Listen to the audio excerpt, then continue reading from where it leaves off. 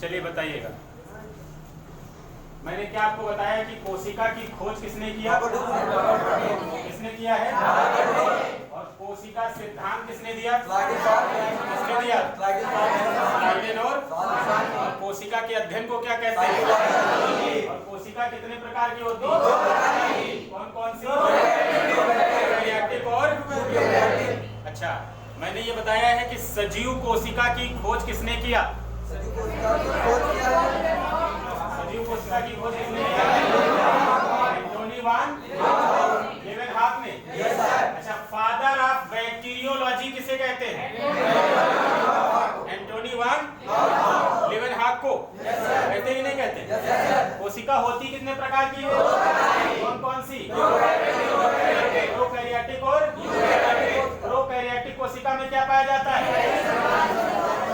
Prokaryotic कोशिका में केंद्र कैसा होता है? अविकसित। और यूकैरियोटिक कोशिका में ऐसा होता है? विकसित होता है। यही बताया ना मैंने। फिर मैंने बताया प्रोकैरियोटिक कोशिका में ही क्या आता है? ब्लू ग्रीन एल्गी, नील हरित शैवाल। क्या आता है? शैवाल। और नील हरित शैवाल कहाँ पाया जाता है? काम क्या करता है?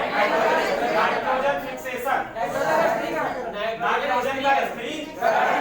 फिर मैंने बताया कोशिका के भाग कितने हैं? 2। कौन कौन से? कोशिका भित्ति किस चीज की बनी होती है? किस चीज की बनी होती है? और सेलुलोज क्या है? Polysaccharide carbohydrate. सेलुलोज क्या होता है? कार्बोहाइड्रेट होता है कि नहीं होता? अच्छा, सेलुलोज को पचाने के लिए बड़ी आंत में क्या पाया जाता है? क्या पाया जाता है? Vermiform appendix. क्या पाया जाता है? क्या है? ऑसेशियम है। फिर मैंने बताया कि जीवद्रव्य में पानी लगभग कितने प्रतिशत होता है? और 20% भाग में क्या पाया जाता है?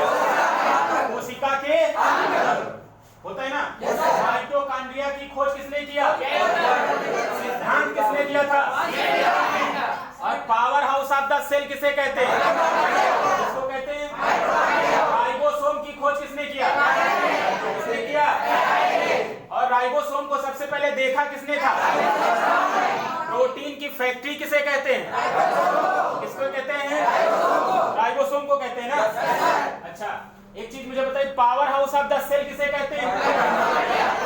लाइसोसोम की खोज किसने किया? किसने किया?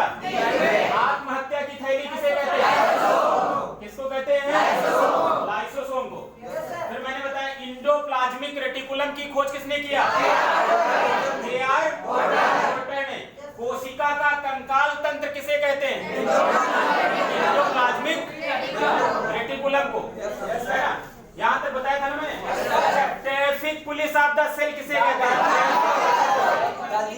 गाल्जी।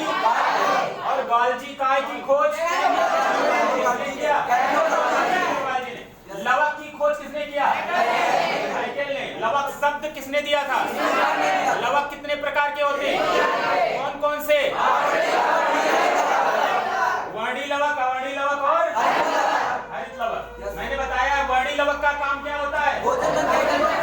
वर्णी लवक का रंग प्रदान करना। क्या होता है? रंग प्रदान करना। और अवर्णी लवक का भोजन संचय।